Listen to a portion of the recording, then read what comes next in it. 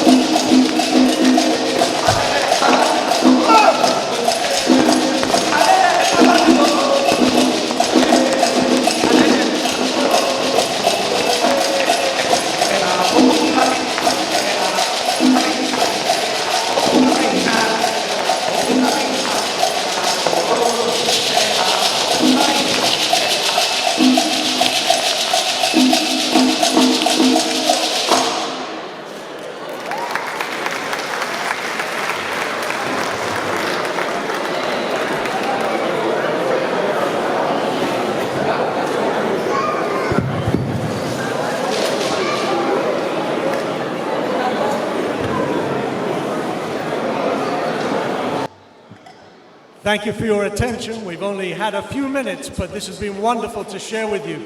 Just as we begin with Echú Elegguá, we end the same way.